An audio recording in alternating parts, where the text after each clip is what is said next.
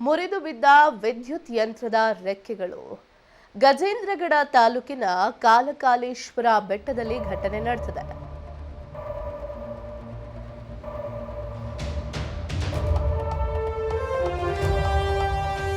ಎರಡ್ 2007ರಲ್ಲಿ ಅಳವಡಿಸಿದ್ದಂತಹ ಕಾಲಕಾಲೇಶ್ವರ ಬೆಟ್ಟದಲ್ಲಿ ವಿಂಡ್ ಫ್ಯಾನ್ಗಳನ್ನು ಅಳವಡಿಸಲಾಗಿತ್ತು.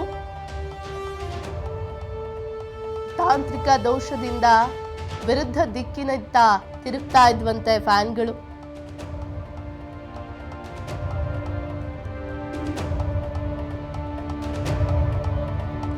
ವೇಗವಾದ ಗಾಳಿ ಇರೋದ್ರಿಂದ ನಿಲ್ಲಿಸೋದಕ್ಕೆ ಸಾಧ್ಯವಾಗಿರಲಿಲ್ಲ.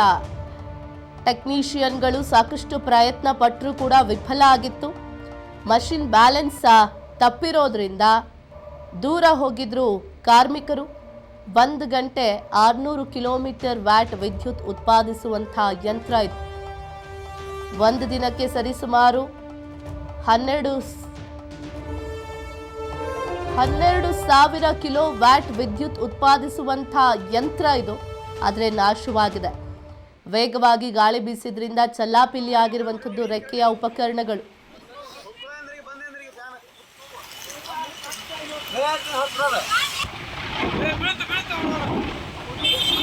ಎಲ್ಲಿ ಸಿಡಿದು ಬಂದವ ನಾವು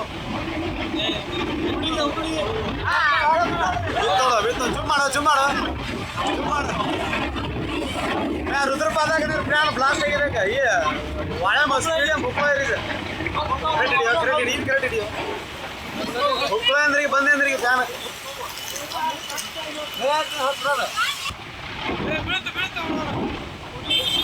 ಎಲ್ಲಿ ಸಿಡಿದು ಬಂದವ ನಾವು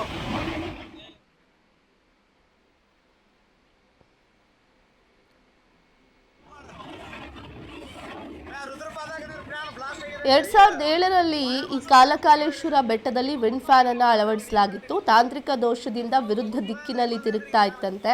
ವೇಗವಾಗಿ ಗಾಳಿ ಇರೋದ್ರಿಂದ ಅದನ್ನು ನಿಲ್ಲಿಸೋದಕ್ಕೆ ಸಾಧ್ಯ ಆಗಿರಲಿಲ್ಲ ಟೆಕ್ನಿಷಿಯನ್ಸ್ಗಳಲ್ಲಿ.